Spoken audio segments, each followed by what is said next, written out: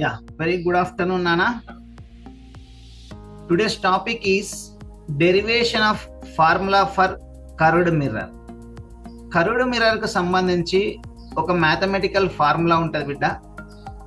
ఆ ఫార్ములా ఏంటంటే 1/f is equals to 1/v plus 1/u. This is the mirror formula for a curved mirror. దీన్నే మనం mirror equation అని కూడా అంటాం నాన్న. జనరల్గా మనము ఒక కర్వ్డ్ మిర్రర్ ముందు ఒక ఆబ్జెక్ట్ను పెడితే ఆ ఆబ్జెక్ట్కు డిస్టెన్స్ను బేస్గా చేసుకొని ఒక ఇమేజ్ ఒక లొకేషన్లో ఫామ్ అవుతుంది. మనకు తెలుసు డిఫరెంట్ పొజిషన్లలో ఆబ్జెక్ట్స్ పెట్టినప్పుడు ఇమేజెస్ ఎట్లా ఫామ్ అవుతుంది అనేటువంటిది తెలుసుకున్నాం. దానికి సంబంధించిన రే డయాగ్రామ్స్ కూడా గీసినాం. అయితే ఒక సర్టైన్ ఫోకల్ లెంత్ ఉన్నటువంటి ఒక కర్వ్డ్ మిర్రర్ ముందు ఒక ఆబ్జెక్ట్ ఉంచినప్పుడు దాని డిస్టెన్స్ ఆబ్జెక్ట్ డిస్టెన్స్ u అయితే దానికి సూటబుల్గా ఒక లొకేషన్ లోపల ఇమేజ్ ఫామ్ అవుతుంది. ఆ ఇమేజ్ డిస్టెన్స్ను మనం v అనుకుంటే focal length f, object distance u and image distance v, వీటి మధ్యలో ఉండేటువంటి రిలేషన్ తెలియజేసేటువంటి ఈక్వేషనే మనకు మిర్రర్ ఫార్ములా లేదా మిర్రర్ ఈక్వేషన్ అంటాం. So mirror formula gives the relation between the focal length f of a spherical mirror, object distance u and image distance v. Okay, so in order to prove this formula, అంటే ఈ ఫార్ములాను మనం prove చేయాలన్నా లేదా ఈ ఫార్ములాను మనం derive చేయాలన్నా మనకు కొంత బేసిక్ నాలెడ్జ్ అవసరం బేట. ఆ బేసిక్ నాలెడ్జ్ దేనికి సంబంధించినటువంటిది నాన్న అంటే, ఒకటేమో సిమిలర్ ట్రయాంగిల్స్ అనేటువంటి కాన్సెప్ట్ మనకు మ్యాథమెటిక్స్ లో వస్తుంది. సో సిమిలర్ ట్రయాంగిల్స్ కాన్సెప్ట్ ను యూజ్ చేసుకొని మనం ఈ డెరివేషన్ ను ఆర్ ఈ ఈక్వేషన్ ను డిరైవ్ చేస్తాం. అట్లనే లైట్ రేస్ కు సంబంధించి మార్జినల్ రేసు, పెరాక్సియల్ రేసు అని రెండు రకాల రేస్ ఉంటాయి నాన్న. ఆ రేస్ ఏంటివి, అవి ఎట్లా ఉంటాయి అనేటువంటిది మనం చూసుకుంటాం. అట్లనే సిమిలర్ ట్రయాంగిల్స్ యొక్క కాన్సెప్ట్ మనం ఇక్కడ ఎట్లా యూజ్ చేసుకుంటాం అనేటువంటిది చూస్తాం. Okay, so let us look into this. కొంచెం డెప్త్ గా చూసుకుందాం నాన్న. సిమిలర్ ట్రయాంగిల్స్ అంటే ఏంటి? ఇక్కడ మనం చూస్తే ఒక రెండు ట్రయాంగిల్స్ కనిపిస్తున్నాయి నాన్న. రెండు triangles. Okay, what you identify? Actual గా మనకి ఏం ఐడెంటిఫై చేయొచ్చు ఆ రెండు ట్రయాంగిల్స్ చూడంగానే?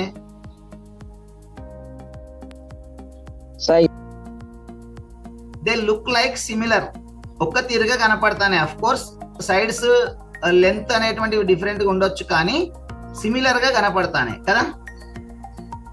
సో ఇటువంటి ట్రయాంగిల్స్ ని మనం సిమిలర్ ట్రయాంగిల్స్ అంటాం నాన్న. If you look into this is a triangle ABC and this is a triangle PQR. ఈ రెండు ట్రయాంగిల్స్ ను మనం ఏమంటాం నాన్న అంటే సిమిలర్ ట్రయాంగిల్స్ అంటాం. ఎందుకంటే దే లుక్ లైక్ సిమిలర్, ఒక తీరుగా కనబడుతున్నాయి కాబట్టి వాటిని మనం సిమిలర్ ట్రయాంగిల్స్ అని అంటాం. ఓకే, ఈ సిమిలర్ ట్రయాంగిల్స్ కి సంబంధించినటువంటి బేసిక్ రూల్ ఏంటి నాన్న అంటే, చాలా రూల్స్ ఉంటాయి కానీ మనకు అవసరమైనటువంటి రూల్ ని ఇక్కడ నేను ఎక్స్ప్లెయిన్ చేస్తా. What is that basic rule నాన్న అంటే, the ratio of matching sides are all the same values. అంటే ఏంటిది అంటే, ఇప్పుడు ఈ రెండు ట్రయాంగిల్స్ ను సిమిలర్ ట్రయాంగిల్స్ అని కన్ఫర్మ్ చేసినాక, ఈ రెండు ట్రయాంగిల్స్ ను సిమిలర్ ట్రయాంగిల్స్ అని కన్ఫర్మ్ చేసిన తర్వాత, ఇగో ఇక్కడ ఒక సైడ్ ఉన్నది AB, దీనికి మ్యాచ్ అయ్యే సైడ్ దీంట్లో ఉంటది. ఏంటిది అది? PQ. ఓకేనా? సో ఈ AB దీనికి మ్యాచ్ అయ్యేటువంటి సైడ్ PQ, వీటి రేషియో. అట్లనే ఇఫ్ ఐ టేక్ BC, దీనికి మ్యాచ్ అయ్యేటువంటి సైడ్ ఏంటిది? QR. వీటి రేషియో ఈక్వల్ గా ఉంటది ఆర్ సేమ్ గా ఉంటది. అట్లనే AC కి మ్యాచ్ అయ్యేటువంటి సైడ్ ఏంటిది? PR. Yes, exactly. సో వీటి రేషియోస్ ఈక్వల్ గా ఉంటాయి, సిమిలర్ గా ఉంటాయి, సేమ్ ఉంటాయి. రేషియో అంటే ఏంటిది మరి అంటే రేషియో అంటే ఏంటి బిడ్డ, ఇక్కడ నేను చూపిస్తా చూడండి. ఏబి అనేది ఒక సైడ్ ఫస్ట్ ట్రయాంగిల్ కి, దానికి సిమిలర్ సైడ్ ఏంటిది, మ్యాచింగ్ సైడ్ ఏంటిది దీంట్లో అంటే PQ. So this AB by PQ ను రేషియో అంటాం. రేషియో అంటే డివైడెడ్ బై, ఓకేనా. అట్లనే I take another side AC, దానికి మ్యాచింగ్ సైడ్ ఇందులో ఏంటిది పిఆర్. ఓకే, ఆ రెండు ఈక్వల్ గా ఉంటాయి. So AB divided by PQ is equal to AC divided by PR. అది మళ్ళీ బీసీ డివైడెడ్ బై క్యూఆర్ కు కూడా ఈక్వల్ గా ఉంటది. This is what we call the basic concept of similar triangles. ఇప్పుడు మీరు ఒకసారి అబ్జర్వ్ చేయండి, ఇక్కడ ఏబిసి అండ్ పిక్యూఆర్లు సిమిలర్ ట్రయాంగిల్స్ అయితాయా కావా?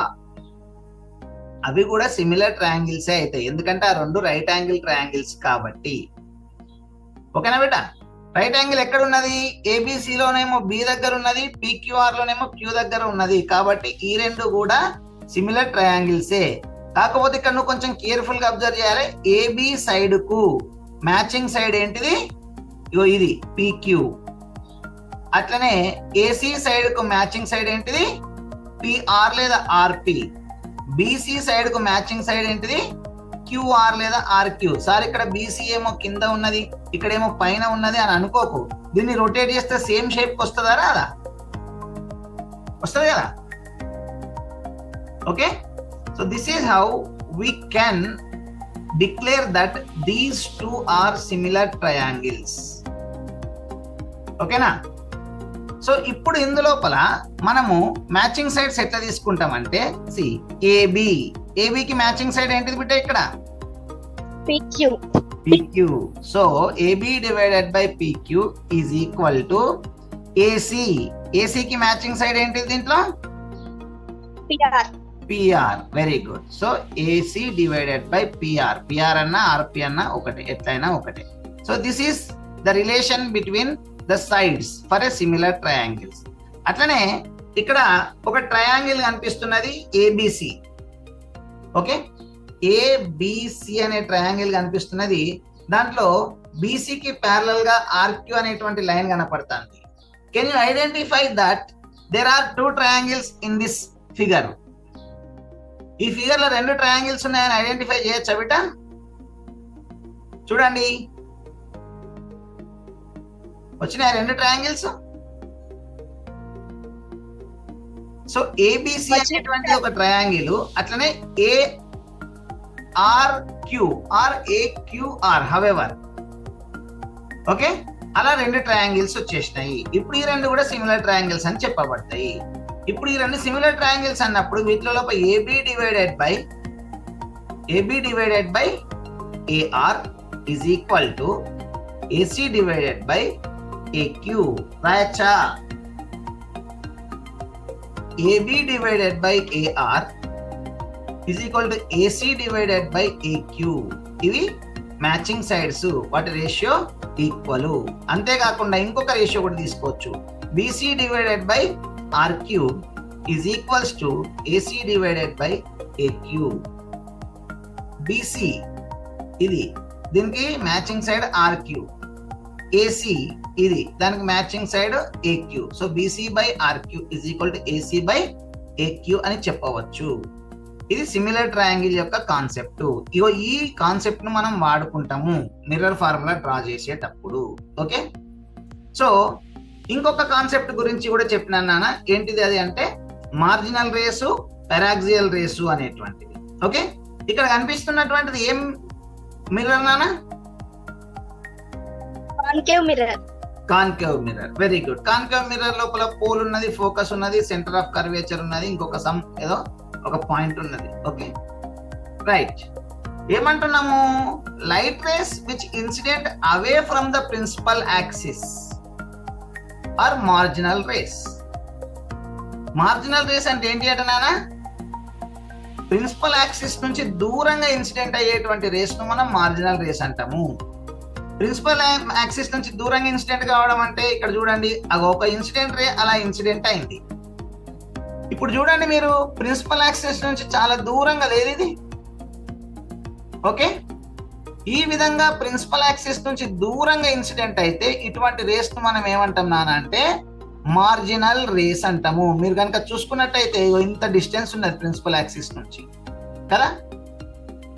సో ఈ విధంగా ప్రిన్సిపల్ యాక్సిస్ నుంచి చాలా దూరంగా ఇన్సిడెంట్ అయ్యేటువంటి రేస్ ను మనం మార్జినల్ రేస్ అంటాము. అప్పుడు ఇగో ఈ ఎక్స్ నుంచి ఈ పి డాష్ వరకు గీసినటువంటి ఈ ప్రొజెక్షన్ ఏదైతే ఉందో ఇది చాలా లెందీగా ఉంటది. సో ఇటువంటి రేసు ఏం రేస్ బిడ్డ? Marginal race అనబడతాయి. సింపుల్ గా గుర్తుపెట్టుకోండి, మార్జినల్ రేస్ అంటే the rays which incident away from the principal axis. Principal axis నుంచి చాలా దూరంగా ఇన్సిడెంట్ అయ్యేటువంటి రేసు మార్జినల్ రేసు. దూరంగా ఇన్సిడెంట్ అయ్యేటివి మార్జినల్ అన్నప్పుడు పెరాక్సియల్ అంటే ఎట్లా ఇన్సిడెంట్ కావాలి? దగ్గరగా ఇన్సిడెంట్ అవ్వాలి. Yes, see light rays which incident near to the principal axis are paraxial rays. Principal axis కు దగ్గరగా ఇన్సిడెంట్ అయ్యేటువంటివి paraxial rays. See this is the paraxial ray. ఈ రెండు లైట్ రేస్ ను కంపేర్ చేసినప్పుడు ఈ ఎల్లో కలర్ రే ఏమో దూరంగా ఇన్సిడెంట్ అవుతుంది ప్రిన్సిపల్ యాక్సిస్ నుంచి, ఆరెంజ్ కలర్ రే ఏమో దగ్గరగా ఇన్సిడెంట్ అవుతుంది. సో ఇలా దగ్గరగా ఇన్సిడెంట్ అయ్యేటువంటి రేస్ ని మనం పెరాక్సియల్ రేస్ అంటాము. ఇప్పుడు కనుక అబ్జర్వ్ చేస్తే ఈ ప్రొజెక్షన్ ఎంత తక్కువ ఉన్నది చూడండి. ఈ ప్రొజెక్షన్ తోటి కంపేర్ చేసినప్పుడు ఈ ప్రొజెక్షన్ చాలా తక్కువగా ఉన్నది. సో అప్పుడు ఫస్ట్ మార్జినల్ రేసు అబ్జర్వ్ చేసినప్పుడు పి డాష్ అనేటువంటిది ఇక్కడ ఉంటే నెక్స్ట్ పెరాక్సియల్ రేస్ కి వచ్చేసరికి పి డాష్ లొకేషన్ ఎక్కడికి పోతుంది? ఇక్కడికి వచ్చేస్తుంది కదా. అంటే అర్థం ఏంటిది? మార్జినల్ రేసు ఇన్సిడెంట్ నుంచి ఆర్ మార్జినల్ రేస్ ఇన్సిడెంట్ అయినప్పుడు ఆ పాయింట్ ఆఫ్ ఇన్సిడెంట్ నుండి ప్రిన్సిపల్ యాక్సిస్ కు ప్రొజెక్షన్ గీస్తే ఆ ప్రొజెక్షన్ చాలా లెందీగా ఉంటది మరియు ఈ పాయింట్ ఆఫ్ ప్రొజెక్షన్ పోల్ నుంచి దూరంగా ఉంటది. అదే లైట్ రే కనుక పెరాక్సియల్ రే అయితే ప్రొజెక్షన్ లెంత్ తక్కువ అవుతుంది. ఈ పాయింట్ ఆఫ్ ప్రొజెక్షన్ ఎవరికి దగ్గరికి పోతుంది? పోల్ కు దగ్గరికి పోతుంది. సరే నేను ఇంకా పెరాక్సియల్ రే ఇంకా తగ్గించి తీసుకున్నాను అనుకోండి, ఈ పి డాష్ కాస్త ఎక్కడికి పోతా అంటే మెల్లమెల్లగా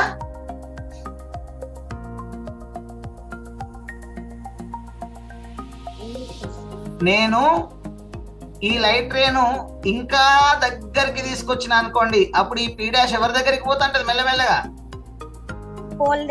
పోల్ దగ్గరికి పోతుంది. అది గుర్తుపెట్టుకోవాలి.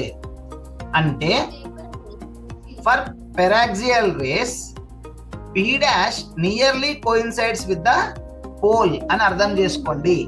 ఓకే, ఈ కాన్సెప్ట్ మనకు అవసరం అవుతుంది. ఓకేనా బిడ్డ? పెరాక్సియల్ రేస్ కు పి డాష్ నియర్లీ పోల్ దగ్గర కోయిన్సైడ్ అవుతుంది. ఇప్పుడు నువ్వు ఒకసారి అబ్జర్వ్ చేస్తే నేను ఇక్కడ ఒక లాంగ్ ఆబ్జెక్ట్ పెట్టినా, ఈ లాంగ్ ఆబ్జెక్ట్ ని కనుక కన్సిడర్ చేస్తే ఆ లాంగ్ ఆబ్జెక్ట్ ఏబి అనేటువంటి ఆబ్జెక్ట్ చూస్తే దాంట్లో బి నుంచి నేను ఒక ఇన్సిడెంట్ రే గీస్తా. దీని ప్రొజెక్షన్ ఏమైంది? ఎక్స్పి డాష్ అయింది. ఇది మార్జినల్ రే అవుతుందా పెరాక్సియల్ రే అవుతుందా బిడ్డ? మార్జినల్ రే అవుతుంది, ఎందుకంటే చాలా దూరంగా ఇన్సిడెంట్ అయింది. ఇప్పుడు నేను ఇంకొక ఇన్సిడెంట్ రే ఇక్కడి నుంచి తీసుకుంటా. ఇదేం రే అవుతుంది బిడ్డ? మార్జినల్ అవుతుందా పెరాక్సియల్ అవుతుందా? ఈ ప్రొజెక్షన్ అనేది తగ్గింది కాబట్టి ఇది పెరాక్సియల్ రే అవుతుంది. సో మార్జినల్ రే అంటే దూరంగా ఇన్సిడెంట్ అవుతుంది ప్రిన్సిపల్ యాక్సిస్ నుండి, పెరాక్సియల్ రే అంటే దగ్గరగా ఇన్సిడెంట్ అవుతుంది. ఓకేనా? So as the incident ray comes closer to the principal axis, P dash moves towards the pole. That means for paraxial rays, P dash almost coincide with the P. So మనం ఎంత paraxial concept కు పోతే ఈ P dash అనేది P కి అంత దగ్గరగా పోతుంది. ఫర్ ఆల్మోస్ట్ పెరాక్సియల్ రేస్ కు ఈ P dash అనేది P తోటి కోయిన్సైడ్ అవుతుంది అనేటువంటి విషయాన్ని మనం అర్థం చేసుకోవాలి. రెండు విషయాలను మనము డెరివేషన్ చేయడం ప్రారంభించక ముందే తెలుసుకున్నాము. ఒకటి సిమిలర్ ట్రయాంగిల్ కాన్సెప్ట్, ఇంకొకటి పెరాక్సియల్ రేస్ కాన్సెప్ట్. ఓకేనా బిడ్డ? So now we go for derivation of formula for a curved mirror. What is the formula for curved mirror బేటా? 1/f is equals to 1/v plus 1/u. This is formula for curved mirror.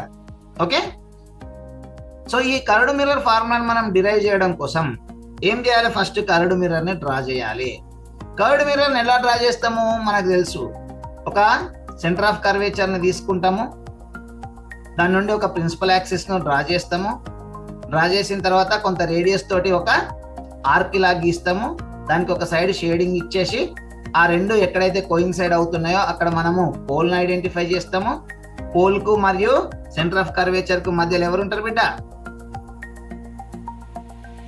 Focus ఉంటది. This is the curved mirror. In fact it is a concave mirror. Okay, I'm taking an object that is A, B at a particular point beyond the center of curvature. ఈ centre of curvature కి beyond లోపల మనం ఒక object ని తీసుకుంటే దీని image ఎక్కడ form అవుతుంది చెప్పండి బేటా?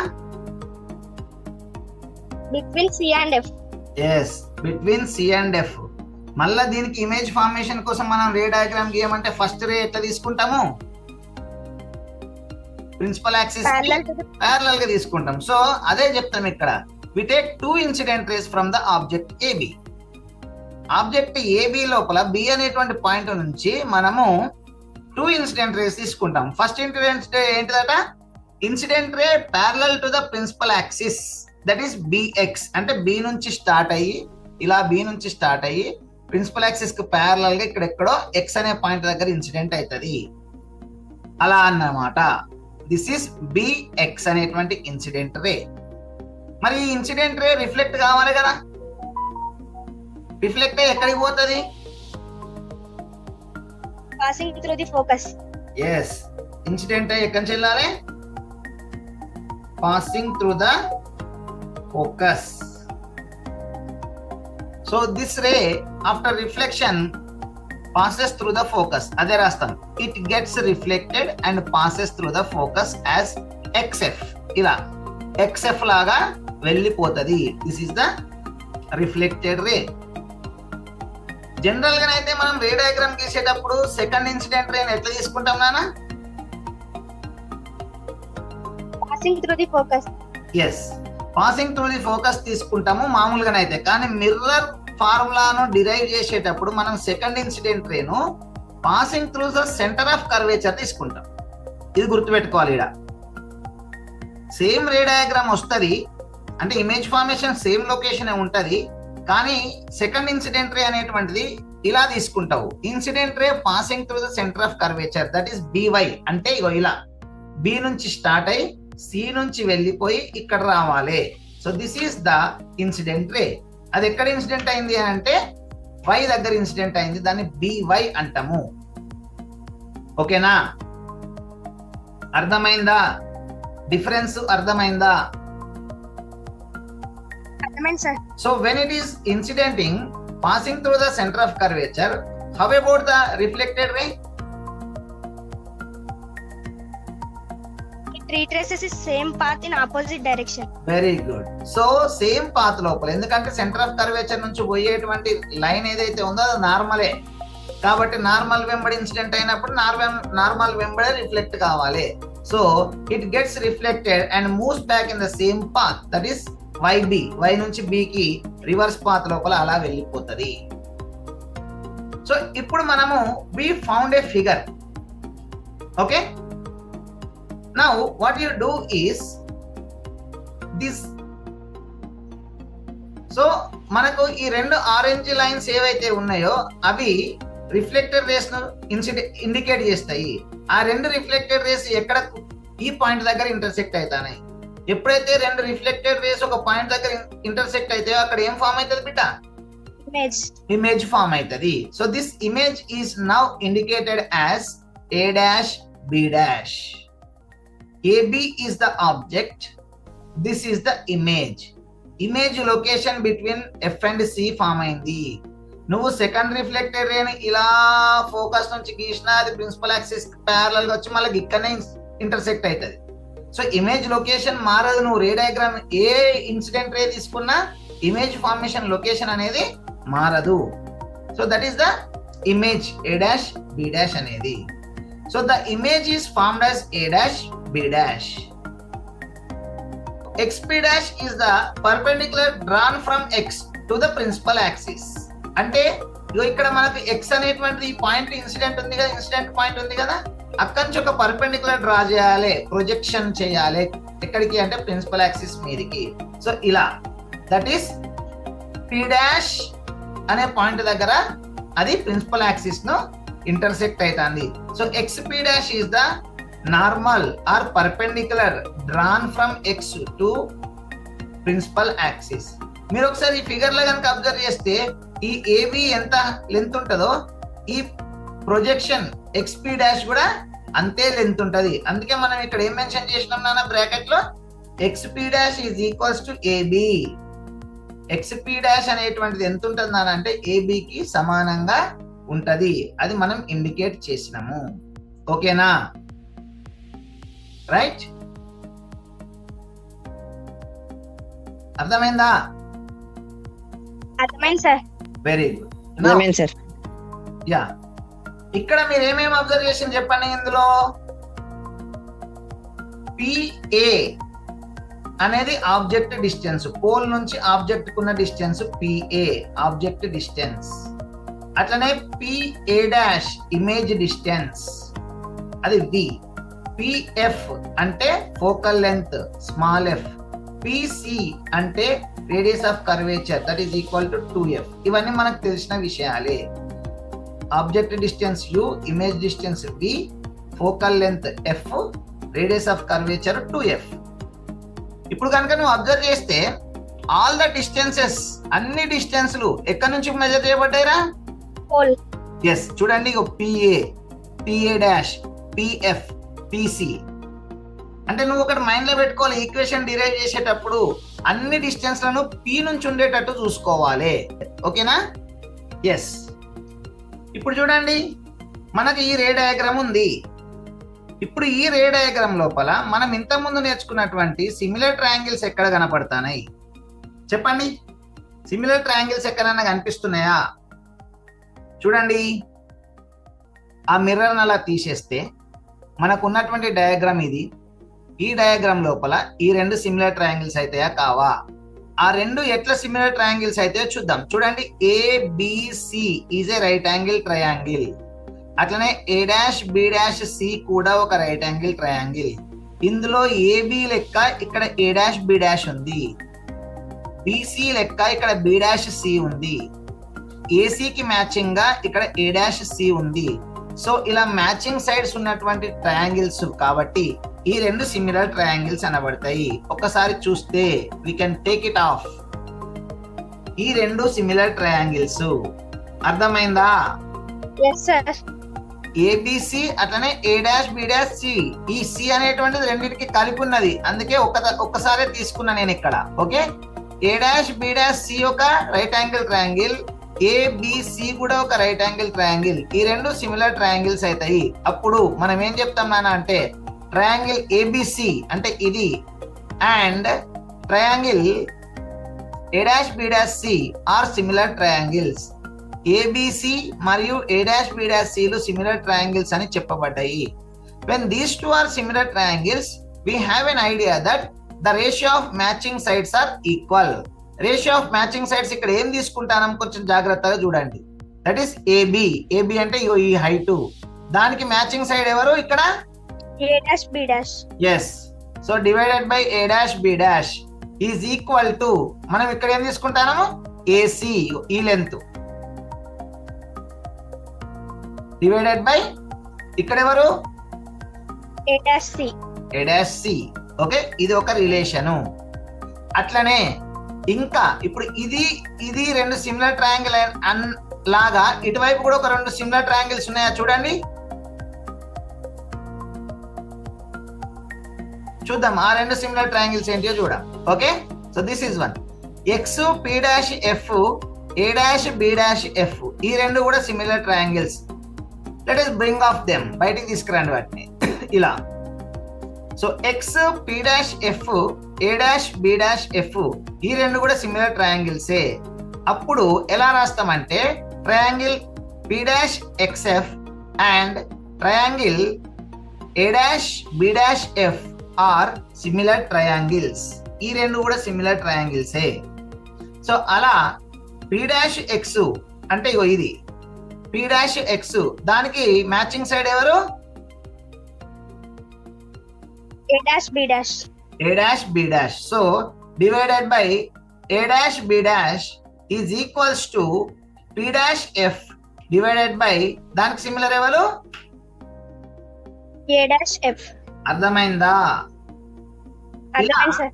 ఈ రే డయాగ్రామ్ లో మనం సిమిలర్ ట్రయాంగిల్స్ కాన్సెప్ట్ ని ఇక్కడ వాడుకుంటాము.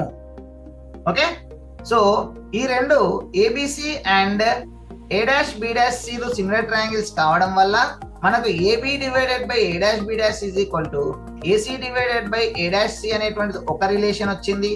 అదే విధంగా triangle P dash XF and triangle A dash B dash F are similar triangles అన్నప్పుడు మనకు P dash X divided by A dash B dash is equals to P dash F divided by A dash F అనేటువంటి ఇంకొక relation వచ్చింది. ఈ రెండు relations మనకు ఇలా వచ్చి ఉన్నాయి. అండ్ మనం ఇంతకుముందు డయాగ్రామ్ లో చెప్పుకున్నాం, ఏం చెప్పుకున్నాము? ఇలా ఇలా ఒక పర్పెండిక్యులర్ డ్రా చేస్తే X P dash is equal to ఎవరికి ఈక్వల్ అని చెప్పినాం? ఏబి. ఈ X P dash AB same ఉంటాయా, ఉండయా? ఉంటాయి సార్. అదే చెప్తున్నాం మనం. Okay, let us see. We know that from that figure we know that xp dash is equal to ab. అంటే నేను ఇగో ఈ p dash x లేదా xp dash బదులు ఏం రాయొచ్చు? ab రాయొచ్చు. సో అలా సో ద ఈక్వేషన్ 2 becomes, అప్పుడు ఈక్వేషన్ 2 ఏమైతుందంటే ab divided by a dash b dash is equal to p dash f divided by a dash f అవుతుంది. ఓకేనా? So this p dash x is replaced by ab. అందుకే ఈ equation లో p dash x బదులు ab రాసేసి మిగిలిందంతా similar గా రాసేస్తాము. సో ఇప్పుడు ఈక్వేషన్ 1 ఈక్వేషన్ 3 ఈ రెండు ఈక్వేషన్స్ అబ్జర్వ్ చేస్తే ఈక్వేషన్ 1 లో left side ab by a dash b dash ఉంది. ఈక్వేషన్ 3 లో కూడా left side ab by a dash b dash ఉంది. ఇప్పుడు AB by A dash B dash అనేటువంటిది AC by A dash C కి equal, మళ్ళీ అదే AB by A dash B dash is equal to P dash F divided by A dash F కి equal అవుతుంది. అంటే అర్థమైంది, ఈ AC by A dash C అయినా P dash F divided by A dash F అయినా ఎవరికి equal అవుతుంది? AB by A dash B dash కి ఈక్వల్ అవుతుంది. సో ఇది AB by A dash B dash కి ఈక్వల్, ఇది AB by A dash B dash కి ఈక్వల్ అన్నప్పుడు ఈ రెండు ఈక్వల్ అవుతాయా కావా? అయితే sir. That is what we have to write. So from equation 1 and 3 we can write that AC divided by A dash C is equal to P dash F divided by A dash F అని రాస్తాము. ఈ conclusion అర్థమైందా? దీన్ని మనం ఏమంటాం అంటే equation 4 అంటాము. Okay, so this is the fourth equation, that is AC by A dash C is equals to PF divided by P dash F divided by A dash F అని రాసినాం. దీన్ని ఈక్వేషన్ 4 అన్నాము. ఆ ఫిగర్ ను మనం mind లో పెట్టుకోవాలి ఎప్పటికీ. Okay, so for the consideration of paraxial race, paraxial race అంటే ఏమని చెప్పినాం నాన్న? పెరాక్సియల్ రేస్ కు P dash ఎవరితో కలుస్తుంది అని చెప్పినాం? పోల్ తోటి కలుస్తుంది. అదే రాస్తాం. We can say that P dash coincides with the P. So P dash అనేటువంటిది పి తోటి కోయిన్సైడ్ అవుతుంది అన్నప్పుడు ఈ పైన ఉన్నటువంటి ఈక్వేషన్ లో పి డాష్ బదులు ఎంత రాసుకోవచ్చు? పి రాసుకోవచ్చు. పి డాష్ బై పి తోటి కలిసింది అన్నప్పుడు పి డాష్ బదులు ఏం రాయొచ్చు నాన్న? Yes. Then P dash F is equals to PF. So that the equation 4 becomes AC by A dash C is equal to PF divided by A dash F. Okay, this is equation 5. AC by A dash C is equals to PF divided by A dash F. Okay, this is equation 5. From the figure we can write the following. ఇది చాలా important consideration. నేను ఏం చెప్పినా ఇంతకుముందు చెప్పేటప్పుడు ప్రతి distance లో P నుంచి తీసుకుంటాము అని చెప్పిన.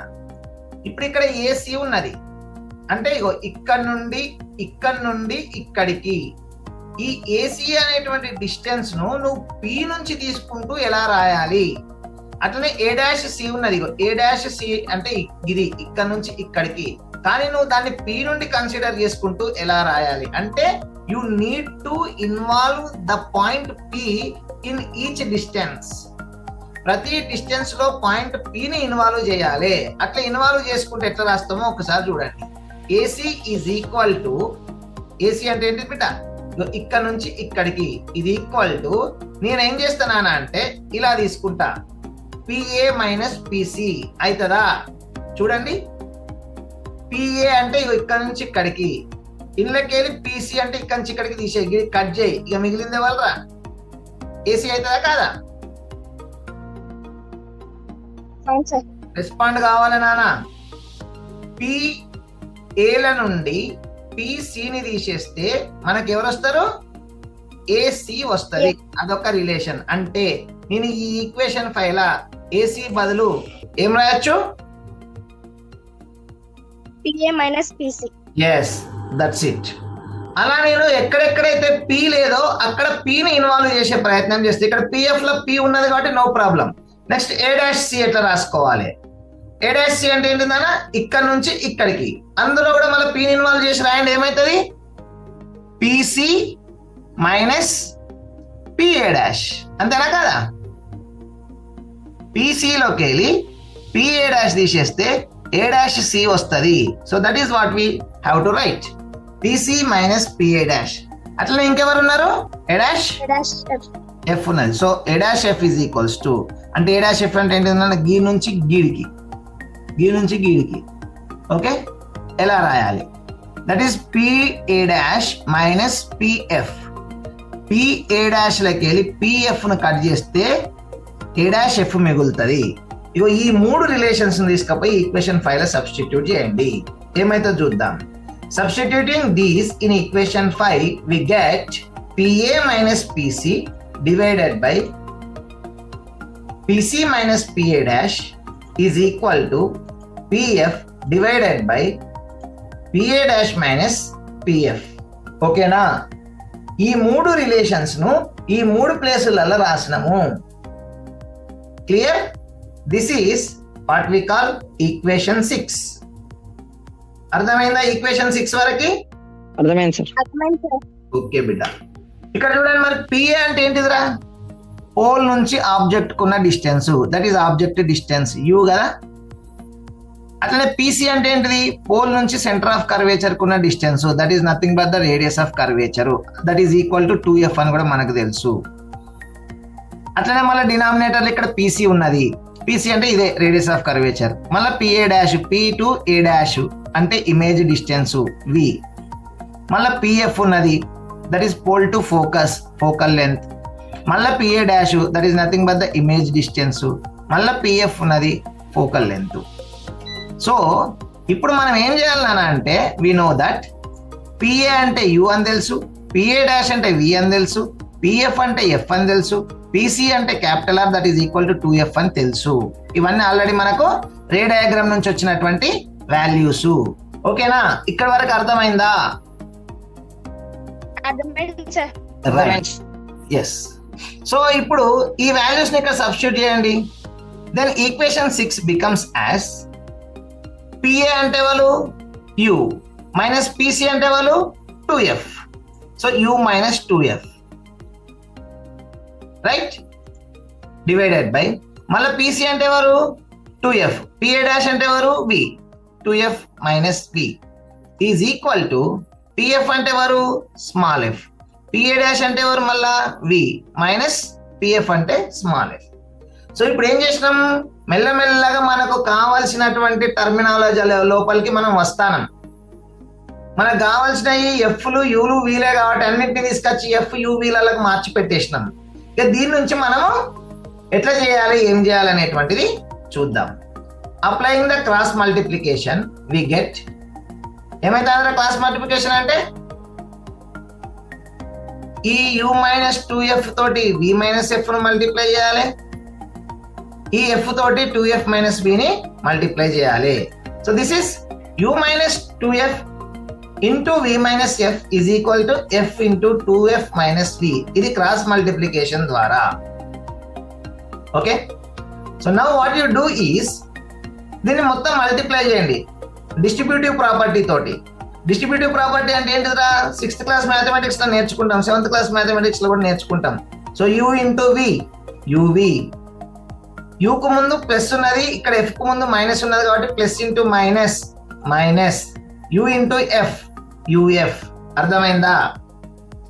అలాగే ఇక్కడ 2f కు మైనస్ ఉన్నది, ఇక్కడ v కి ప్లస్ ఉన్నది, minus into plus minus minus 2f into v, that is 2fv or 2vf. Next 2f into F, minus into minus ఏమో ప్లస్ అవుతుంది, 2f ఇంటూ ఎఫ్ ఏమో 2f స్క్వేర్ అవుతుంది. This is the distributive property application in the left hand side.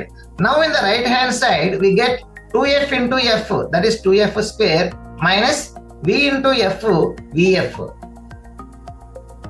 అర్థమైందా? అర్థమైంది sir. Now what you do is keep this uv in left hand side and bring all the remaining terms towards right hand side. uv ఒకటి left కు ఉంచండి, మిగిలిన అన్ని right కి తీసుకుపోండి.